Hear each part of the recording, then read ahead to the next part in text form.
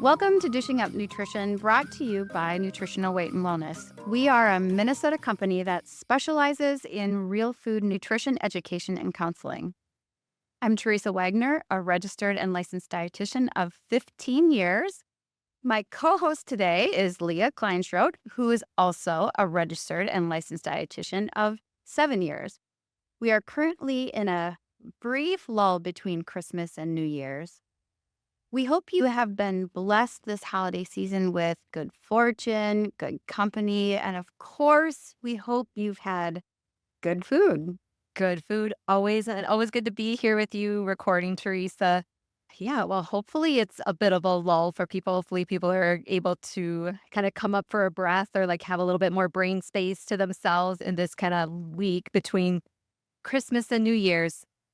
Since Christmas and New Year's is in the middle of the week this year, hopefully many people have some extra days off, either at the front end or the tail end of those weeks, and you just get to enjoy the season a little bit more. Perhaps some of you now have a little extra brain space to start looking ahead and to start brainstorming, planning, or dreaming about what you want 2025 to look like. This could be professionally, personally, emotionally. This could be health wise. I mean, so many different avenues. Today in our show, we're going to tap into some of that energy of making traditional New Year's resolutions, but we're going to put a little different spin on it. We're going to propose 5 anti resolutions to consider for 2025. And actually, I had never heard of the term anti resolution before we were doing some preparing for this show. So I'm excited to dig in. But Teresa, tell me, are you the resolutions kind of person? No, not traditionally. And I've not heard of anti-resolutions. I guess my only anti-resolution I would say is just choosing not to make a resolution at all. But I like this idea of anti-resolutions. So traditionally, no, I'm not a resolution person. But this year I do have one that I'm planning on giving a whirl. It's been on my mind for a little while, Yeah. but I just haven't taken the time to detail it out. And it's going to require a little bit of time and focused energy. And so, in this time where we have a little bit of break between now and the new year, I am going to try to get that detailed out. But just to say, for this anti resolution idea, it is not a food, fitness, or finance, because those are the big options. Yeah. None of those three. It's a little bit more around organization. So it's funny how I need to organize before I organize. Then, like, you're already started by the time you even start thinking about that resolution, right? Like, you're ahead of the game already. That's smart of you to set it up like that. Yeah, I have done resolutions in the past also, but it's not something that I've done in a super long time. So I think you and I are probably kind of on the same wavelength in that sense. In my mind, I don't like feeling limited or pressured to change things just because the calendar said so. And maybe that's just a little bit of rebel in me. If I identify something that I want to change, like I want to have the freedom to do it anytime I want, or like when it lines up, or, again, like there's just some choice involved there. And I think for me, at least when I think about those traditional resolutions, I mean, you said food, fitness, finance, like a lot of times these traditional resolutions are dramatic overhauls of what the current status quo is. So, I mean, you think of now I'm going to hit the gym 6 days a week after not going for the last 6 months. Some people are able to keep up that momentum long term. But to me, like that overhaul just feels overwhelming. That's definitely a pattern we tend to see with New Year's resolutions. A big, it's a go big or go home, and that all or nothing mentality that we talk about. I'm one type of person on December 31st, and I'm going to be a completely new person Yes. on January 1. I'm going to work out, like you were saying, 6 to 7 days a week. I'm not going to have any sugar in my diet. Maybe I'm going to do a Whole30 and followed up by 6 months sugar free. I'm going to completely reset. I'm going to go from drinking maybe 40 ounces of water to no, I'm going to be drinking 100 ounces of water. Maybe I'm even going to throw in some extracurriculars. Like I'm going to start volunteering at my church or food shelter or perhaps at my kid's school, and then trying to do them all at once. Yep. And these resolutions are dramatic, even individually. And they add things to our already full plate. Yeah. Yes to all of that. And, kind of bringing it back nutrition centered as nutrition counselors, you and I, we work with clients day in and day out on a variety of food and health related goals. And I think you and I can both say that one of the easiest ways to kind of take the wind out of someone's sail or make the road more challenging is just giving them more than they can chew right out of the gate. I mean, gotta love a good food pun, and we can slide that one in there. So, yeah, if we set the bar too high right from the get go, the client may just have difficulty even getting that first foot up on that first rung of the ladder, let alone being able to put one foot after the other up. Right. It's just too much. So that brings us to our first anti-resolution for this show, which is stop trying to do it all at once. Summary, end of show, right there. Long-term sustainable change with any new habit is usually best addressed with smaller, methodical changes over a longer period of time. Since this is a nutrition podcast, let's go through an example around a common food habit or nutrition goal that one of our clients might have. So, one common thing I hear is I am controlled by my sugar cravings and snacking at night. Yes, I know it's a factor in the weight I've gained over the last few years. I can be quote unquote good for a few nights, but I always slide back into the ice cream or the cookies or the candy, the popcorn, the cereal before bed. This is just who I am. I can't Mhm. really do anything about it. It's just my nature. That's a common thing I'll hear also, and I want to take that note where you said, quote, good or bad foods, talking about foods being good or bad. So, like, let's put a pin in that one for a second because we are going to circle back around into that. But what I also want to point out just in that example that you gave, Teresa, is okay, so this person, usually by the time they've come in to see us, like they've tried that cold turkey approach. They've tried to white knuckle it, relying on willpower and trying to go to the extreme of eliminating snacking altogether. And it hasn't worked for them. So we need a new approach. Right. There's lots of different reasons for sugar cravings and late night snacking that can happen. And one of the biggest things that I see clients doing is that they are tending to undereat during the first part of the day. This leaves the door open to more hunger and more cravings at night. And that's just logical, right? I mean, Mhm. if we haven't been fueling our body in the first part of the day, by the end of the day, our tank is at empty and we are looking to fill it up. Yep. So the body is just calling for more food. So we have to start with asking this person to consider eating a really nice, balanced, whole food breakfast. Yeah, as many days of the week as they're willing to do. It may even start with just trying it 1 to 2 days and building from there.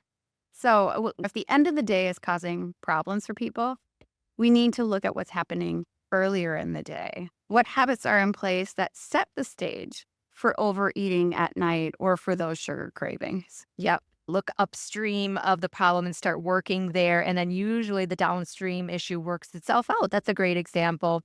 And I think the nice thing is that usually, if we can get a little bit of traction, a little bit of momentum going, people eventually can start comparing that difference between when they do have those balanced days of eating, and then they can compare that with their less balanced days of eating, and they can see the difference. They see the difference, they feel the difference, they can kind of zoom out and say, like, oh, make that connection themselves. Then they have a bit more of that internal motivation or just like that reason for them and that confidence to take the next step in the right direction. Right. Yeah. Confidence is key. That reminds me of a tool we learned in training session that we did over the summer, where we rate our confidence level in being able to achieve a certain goal, yeah, or a certain action step that you have set for yourself. Yeah.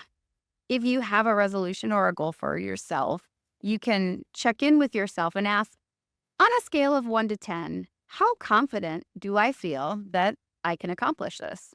If it's a 10, that's amazing. It sounds like you're very confident that this is going to happen. If it's maybe a 7, you can reflect and ask, why am I a 7? And why is it a 7 and not an 8? or not a 6?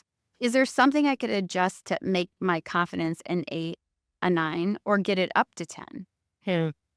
I do remember that, and I have used that with clients and, with confidence, yes, and there's some other questions that we can kind of explore around that, but I love that because it does kinda give people that concrete, like, they choose the number initially, and then we can just do a little, like, mental mind shifting around, like, yeah, like, why am I a 7 and not a 6? And figure out, like, what is it that makes them tick or, like, what to them makes it feel more doable than not. So, yeah, it's a great way to check in with yourself, explore that resolution or the goal that you set for yourself if that seems realistic, or if it just might be something too big than what you're ready for at that time. It doesn't mean that you won't be ready for it at some point. It just means, like, it is meeting yourself where you're at that point. Yeah, I think sometimes what it does is it points out it's not so much the goal itself, it's the things that lead up to it to get it done. I'm a 6 because I really want to be able to eat a healthy breakfast in the morning, but I'm a 6 because I have an infant right now and I'm getting up a lot. And so therefore I'm trying to maximize my sleep. Once you have that conversation, you can start bringing down those barriers. Okay, so how do we make a really good breakfast the night before or wherever we come to get that from a 6 to a 10? Yeah, some of the external factors we have control of, some we don't. And that's where the strategizing or just even bouncing ideas off of another person or brainstorming with someone is so helpful. And here's the other thing, even if your confidence is a 10, which is great. I mean, that's where we all want to feel, right? Like we want to feel like I can do this, I can go out and achieve this thing. Even if you're a 10, it doesn't mean that you're going to nail it perfectly every single time. Even if you found a good stride for 2 to 3 weeks or even 3 to 4 months, it doesn't mean that there may not be hiccups down the road. Hopefully, most of us have seen some of these images or pictures of the graph of what we think the path of success should look like, right? And what we think is like there should be this very straight line starting down here and going up, like a very straight line between point A and point B, like point A being where you're at, point B being where you want to be. But then you actually compare it. Usually there's another side by side graph there, and you compare it. And then the actual realistic path of success is more like it looks like a tornado, just like picking up steam, basically, where it's like there's all kinds of twists and turns to it. And sometimes you're up and sometimes you're down, and this way and that way. So, another anti resolution that we want to propose is not punishing yourself for those setbacks. Right. And this is the conversation I have over and over again with clients because inevitably we are going to have setbacks. So we want to focus on consistency over perfection. When we can expect and normalize off days or even off weeks, it helps keep our focus on the long game. So our overall health goals. This is a really good time of year to even have this conversation because we're right at the cusp of the beginning of a year. And you can break down the year with clients and say, the things that are going to throw you off, birthdays, anniversaries, weddings, graduations. How many of those types of events do you think you'll have in this coming year? And, if you have a pretty busy social calendar, it might be around 10. Yeah. Let's just go with 10. And then if we start talking about the holidays, we have the 4th of July, Memorial Day, Labor Day, Easter, a couple of days for Christmas, maybe, or whatever winter holiday you celebrate. Super Bowl, Valentine's Day, St. Patrick's Day, Halloween, Thanksgiving, New Year's Eve. With all of those and with the ones that I haven't even included, I'm sure I missed some. That's another maybe 11 to 15. So we're up to about 25 days of the year. Yeah. So then you take into account that there might be vacation in there. We add in another 7 to 14 days that might not go perfectly. But even at that, if we have those first 25 days, we have 25 days that could be off. We have 340 days where we can be consistent. If you take another 20 off for vacation and other miscellaneous things, we're still at 320 days. Yes. Where if we're being consistent, we can make some real progress. It's just being consistent on our regular day, right? Regular Monday, regular Thursday. Exactly. Yeah. The seesaw is still very much tips in favor of those consistent, just kind of like your normal regular days. And for the vast majority of us, and maybe I'm jealous of the people this isn't the case for, the vast majority of us, we have far more regular days. And one of my favorite quotes that I learned during my teacher training here is you're only one meal or snack away from being on track again. And that's such a powerful mind shift. So even on those days that throw us completely off, that next meal or snack, we can start getting right back on track. We don't have to wait for the first of the year. We can do it today. When I meet with clients who have taken that Nutrition for Weight Loss Foundation series or any number of our classes, like that quote tends to stick with people. That is one of their biggest takeaways often. You don't have to wait until tomorrow or Monday or New Year's Day to resume that balanced eating routine. You can get recentered and rebalanced with your blood sugar in 3 more hours when it's Yeah. time to eat again. So when you have Christmas or Thanksgiving or the birthday dinner that goes a little or even a lot overboard, like you grabbed fast food because you got stuck at work 3 hours longer than you thought you were going to. You went on the girls' weekend or vacation and decided to YOLO it. I don't know if we've ever said YOLO on the podcast before. So maybe I'm not sure I've actually ever really said YOLO. no, me neither, but it just seemed appropriate in this time. So these are outliers in the grand scheme of things. Yes, you might have a 3-day battle with some sugar cravings and some fatigue and maybe some bloating to muddle through. Maybe this is where you have the bottle of Crave Control or some extra Bifido that can come in handy for kind of helping combat some of those cravings. But you have not undone all the hard work that you did in the weeks and months and even years prior to these events. So, yeah, I love your analogy, Teresa, of like, yeah, I kind of wish like maybe my life was a little bit more like exciting and like there were more exceptions, but that's not where the reality is for most of us. Most of us live in the average regular days. So we do have to take a quick break, but when we come back, we will talk about some of the other anti-resolutions that we have prepared. So we'll be right back.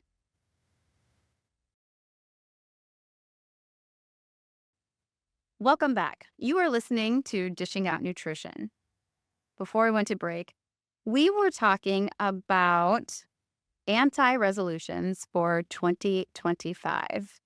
And just previously, we were talking about not beating ourselves up over setbacks and just moving on. So, when we are thinking about these setbacks, another way to shift our mindset about those perceived setbacks is to take the time and ask yourself, well, what did I learn from this experience? Yeah. Or is there something I could have done differently? This can take some of that negative energy of that blame and shame that we have and then shift it into a more growth oriented mindset. It allows us to say, okay, things didn't go as I had hoped, but there's one or two things that I can do next time to improve my outcome or that experience. Yeah, so good. I love that. And I like to think about it like you learn a new job. So, I mean, think about the job that you're currently in. I'm willing to bet most people didn't learn how to do their entire job flawlessly the very first day they were there. How many weeks or months and or sometimes even years, how long did it take you to learn all the ins and outs of your job? To know how to troubleshoot those little things that just pop up every once in a while, but you got to troubleshoot those unusual or unexpected things. And yet, when it comes to our diet, when it comes to what we eat, we expect perfection and smooth sailing all the time. It's so funny to me or interesting to me because truly eating well is a skill. And just like you were saying, any skill requires development. And so we just learn from our mistakes. We learn from those decisions and thinking about food too. You make probably, my guess is hundreds of decisions about foods, what we're going to eat, when we're going to eat, how we're going to eat, and on and on and on about food daily. And to Yeah. think that we'll make all of those choices perfectly every day is really setting a very high bar. Yes. So, with that, I'm going to segue this topic into our next anti resolution Avoid the temptation to fall for fads or extremes. This is a very common pendulum swing we get stuck into after we've been off track for a period of time. Maybe we have that unbalanced week or month of eating, so the knee jerk reaction is to do something equally as extreme in the opposite direction. So after your 10-day Caribbean cruise, you come back for a 5-day juice cleanse to reset. Yes. Yep. After a holiday season of nearly daily treats and alcohol, it's going keto, carnivore, vegan, or doing Whole30 for the next few months. So really, really extreme rather than just cleaning it up. And I don't want to beat up on those styles of eating. They do have their own merits. It just, in my mind, the issue more lies in the intention that's brought with those decisions. When we make those more extreme decisions, it's usually just coming from that place of desperate energy to regain control of our lives, our schedule, our food, our bodies. What if instead we took a beat and took inventory of the foundational habits that are important for us? I remember like one point I was talking to clients a lot more about like health anchors. So, think about like you have some health anchors, if you will, that keep us grounded and then can have a ripple effect on our other habits. So, for me, for example, every night after the kids go to bed, I go outside for a 10 to 20-minute walk. This is my time. I mean, I really got into this habit when we had a dog. We don't have that dog anymore, but that habit is instilled. And for me, I just really find, especially with Teresa, you know this, with the chaos of kids and all the things like you're doing your thing during the day. For me, one of those grounding habits is like, okay, now this is my 10 to 20 minutes that I get. My mind has a chance to just kind of wander and process through things. I'm exposed to the darkness at night, especially this time of year. So it helps my sleep, and just being outside in nature for me is just very soothing for my soul. So it kind of checks a lot of boxes. And so I really, unless there's something really extreme going on or like the weather is really extreme, like I'm getting that outdoor walk in each night. So that's one of my big foundational anchors. Yeah, I love that as an anchor. I'm thinking about that. Can I fit that into my life? And I love the idea of health or nutrition anchors. Things that you do that are just automatic to you. And I love that your automatic is going for that walk. A few of the things that are automatics in my life that I feel like help keep me anchored. I have a very solid bedtime routine. And I follow it very strictly because I'm a finicky sleeper. And so it's very important for me to approximate bedtime that I follow. Yeah, I always read. I always drink a certain tea. I always it's very much a very regimented, and it just gets you in that mindset. Like your walk is getting you in that mindset, that exposure to dark, the lights are low. So that's at the end of the day. At the beginning of the day, I always start with a glass of water. It is one thing I do every day. Some days it's easier to do than others, but it really is just that's just, I feel like if I start with hydration, at least I've kind of started the day off on the right foot. Yes. Yeah, I kind of like that book ending your days there. So like something grounds you in the morning, something grounds you in the evening. And then one thing that grounds me for the week is I have this mentality of never miss a Monday. And this is more of a fitness goal, but it is really getting some sort of exercise on Monday. Because if I feel like if I get it started on Monday, it sets the tone for a week. So I have this never miss a Monday mentality. And I try to follow that up by a really solid breakfast. So we're hitting two birds with that start to that Monday. I mean, Monday, you are rocking Mondays. Love it. So those are the things that I try to do to really anchor in. And those aren't extremes, right? If you think about drinking a glass of water, having a bedtime routine, that's tough for some people. But those are manageable things that we can do. Yeah. And these are the things that are not going to be on a billboard or like in a magazine, or that's like you're not going to make a TV commercial out of it, right? But it is the simple. It is the foundations, the simple things.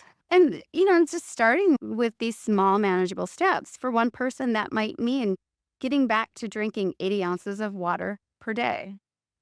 For someone else, it might be doing their 3-mile walking loop 5 days a week. For another person, it might be making it a point to get a vegetable on their plate at their meals. Yep.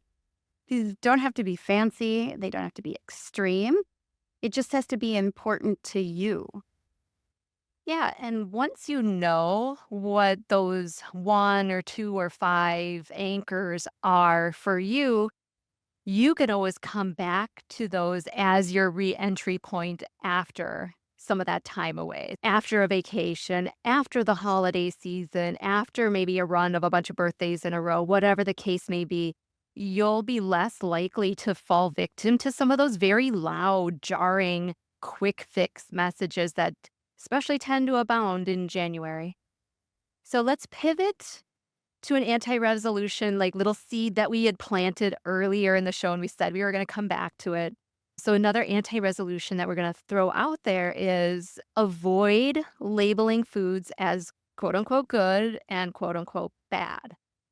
And this one can be so tricky just because this kind of language is so automatic for many of us. And Teresa, I've heard you talk about this topic before and how you try to approach things a little bit differently with clients and with students when you're teaching. And you probably even do this with your own children and your family. So I know I'm putting you a little bit on the spot, but could you just share what goes through your mind or like those thoughts around good foods, bad foods, and what you try instead? What I like to think about with food is neither good nor bad, right? It's just food. Food is just food. Mm-hmm. And if it's labeled good or bad, we can easily jump to the person eating it is good or bad for eating those particular types of food. Sure. So my thought is like what you're eating is not a measure of your moral character. It is not Nope. does not make you good or bad. We're not being bad when we eat fast food or baked goods. We're not being good when we eat a salad. I know plenty of good people who eat not the best diet. Yeah. But it doesn't have an effect on whether they're good or not. They're great people. Yeah. We Absolutely. probably all know the person that eats a very good diet, and maybe we don't want to spend that much time with that person based on their character. Yeah. So we know that those things they're not going to make or break you as a moral character anyway. So I think that in labeling foods good or bad. However, it does get tricky because sometimes we talk about, good fats, bad fats, that type of thing. And you just sort of flippantly say it. Yep. But really what we're talking about is that certain foods have different nutrients associated with them. Yeah. And these nutrient facts are facts based on science. So once again, this is neutral. This is not good or bad. It's just facts. So they can guide us on what foods are healthy because they provide essential nutrients for the body. Yeah. And what foods we should consider having less often based on the nutrients or the lack of nutrients that they provide. And so really just thinking more of foods that are going to help with that you eat, are they going to help you get closer to your goals or are they going to tease you away from your goal? I hear that all the time. Well, I was being so bad this weekend. I know. It hurts my dietitian heart a little bit when I hear some of that, but yes, I 100% agree with you. Well, and to your point too, like when we can zoom out a little bit, and I think some of the language I've used before too is like what foods are going to be more helpful for your goals and what foods might be less helpful for the goals that you have for yourself. This is another way that we can customize it for everybody, for different people, right? And there's going to be some food groups and foods that are going to fall into a certain bucket more often than not. But we can also just say for this person, this individual person, their goals, like here's some foods that are going to be a little bit more helpful. Here's some foods that might not be as helpful. But those foods might look different between each person depending on a whole host of factors. So I love what you were just saying there too, of like, we can dial it down to some of those facts and build off from there. And then think about the individual person who is in front of us. Yeah, yes, I love it. People spend a lot of time beating themselves up for the foods that they've chosen to eat. Yes, it's again easier said than done, but just as that would be just another thing that people can think about as they march into the new year, and just even thinking about how you talk about food and your body and your choices and your habits, like the way we talk to ourselves about these kinds of things and the language that we use can be very powerful also. Yeah. And so, as we round out today's show, I want to offer up one more anti resolution for our listeners to consider. Oh, and this is a big one. And that anti resolution is to avoid the comparison trap. So much easier said than done in today's modern world of social media and that just that hyper connectiveness that we all have right now. But it's true, like comparison is the thief of joy.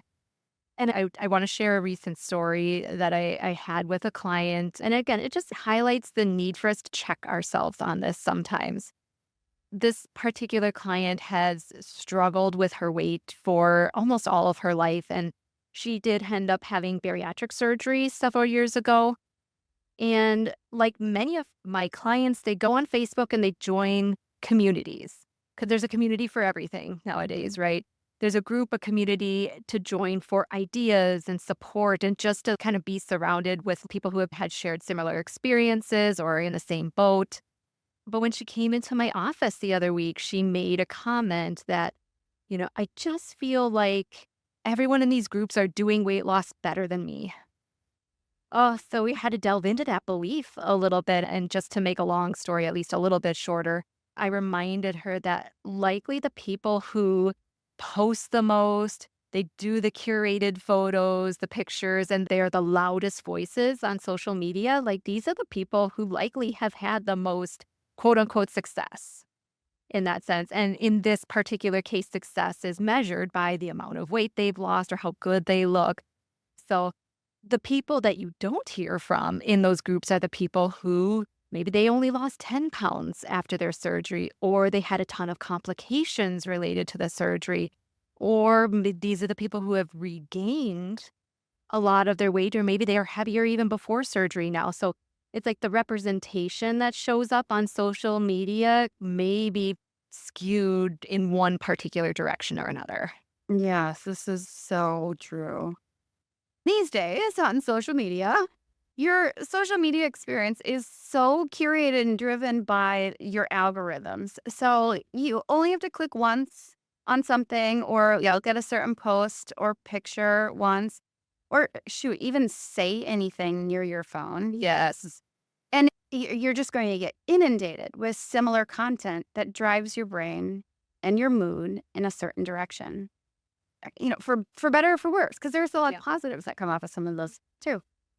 For example, if you're only looking at like those cat videos or funny memes all the time, maybe it brings you a lot of joy. Yeah. That's not such a big deal. But if it's an algorithm full of health influencers and runway models, it may be not so great for our own mental well-being. And I've got to say, when I'm talking with clients about social media in the nutrition space, Mhm. they're there to sell you something. And if it's even just the clicks, likes, and comments, they're there to sell. And so they have to do something new and flashy. They have to be like, "Did you know?" or throw out some facts so that you click and comment or like or dislike. They don't care if the comments are positive or negatives. The more comments there are, the better. If there's a lot of confusion, what I try to encourage my clients to do is really consider turning off some of those, unfollow a lot of those Yeah. influencers and stick to the cat videos or the funny memes and just get your nutrition information from qualified sources. Yes, and of course, we can still run into comparison trap outside of social media. So, depending on your job, you may be constantly being measured up to your coworkers or your competitors. I think about a competitive sales position. You may even have a lot of inner dialogue with yourself when you meet other parents in your kids' class or other parents from kids on the sports team. I'll hear this from clients a lot too. You get caught in the comparison spiral between a previous version of yourself and the current you. So in our line of work, we'll hear things like, well, before I got married, I was X pounds and now I'm Y pounds. Or before I hit perimenopause, I never had to think twice about my weight. And now I look at a cookie and gain 3 pounds. So there can be some of these internal comparisons also. Yeah, I think there's a big mismatch between the experience with comparison Yeah. is the thought that we should be in a different place than we currently are. And should is a big word there. We should have more money. We should be a certain way all decades of our lives. We Yep. should have a certain career trajectory. We should be going on 2 exotic vacations a year. Mhm. So, how do we start to break those comparison tendencies? Maybe a break from social media is in order, like we were talking about before. And I've done that before, like, and probably, honestly, probably do for it again. I take the apps off my phone for a week or 2 or maybe even a little bit longer and live my life as normal. Honestly, I find it makes a profound difference just in my mental state and my presence going through life. And there's a quote in a Bluey book. So, like, parents out there, you know who Bluey is. And I read this book with my kids a lot, and it says, "Just run your own race." And I would say it in an Australian accent, but I wouldn't do it justice. But I think this is a great reminder just for this very topic of comparison. In the book, the mom was comparing Bluey as a baby to another baby in their baby class about who could get to crawling first, who could get to walking first, who could get, all the things. And just like all babies reach their milestones at different times, like, yes, there's those windows there that you kind of want to look at, but everybody does it in their own time. So we as adults also move through life in our own lane. We run our own race, like we kind of do it on our own time. It doesn't mean that any one person is doing it better than anyone else. It just looks different and it may have a little bit different of a timeline. Yes, those kids' books can be some of the best teachers. Another tool I like to use is gratitude. I feel like it's the antidote to comparison. Just taking a pause every now and again to remind myself of the things I do have is enough to get me out of that negative mental spiral. For some people, this looks like writing these things down in a journal. For others, this might look like creating a specific playlist with songs that get you into that reflective state. Or perhaps it's doing a gratitude meditation. If you find yourself in a negative conversation with yourself about your body, focus on the things that it can do. I love a little tradition we do at Nutritional Weight and Wellness every November. Everyone is invited to anonymously share something or many things that they are grateful for throughout the month. And all of the responses are gathered and shared every day throughout the month of November. It's such a lovely email to receive every morning during that month. Hmm. And this year, I forgot about it coming into November, and then it came out. It got me so excited and pumped for those emails. I was like, oh, yes, I love that time of year. In our house, so gotta give credit to my husband here. He started a dinner time ritual where my 2 kids and my husband and I, we all take turns telling each other what our favorite part of the day was. It doubles as a great icebreaker question that gets everybody a little bit more chatty at the dinner table. You never know what's gonna come out of the kid's mouth, and so it's like, I'm so happy that he started that. Don't tell him that. But I love it, and that's, even it's not necessarily specifically gratitude, but it does help us reflect on, like, the good parts of the day, the good parts of our lives, which, again, like, can just kind of break through some of the mundane or just some of those negative spirals that we can get into. I love that as a tradition. Yeah. Well, I hope we've given you some different food for thought around this New Year's holiday and this time of year of resolutions. Are there any anti resolutions that we've missed? Are there any practices that you've embraced at the turn of the new year that you have found particularly impactful? Share them with us. You can connect with us via phone at 651-699-3438 or via our website at weightandwellness.com. We also have a private Dishing Up Nutrition group on Facebook that anyone can join and be a part of. The real food conversation. Just search for Dishing Up Nutrition on Facebook and click join. Our goal at Nutritional Weight and Wellness is to provide each and every person with practical, real-life solutions for everyday health through eating real food. It's a simple yet powerful message. Eating real food is life-changing. Thank you all for listening and have a safe and happy New Year.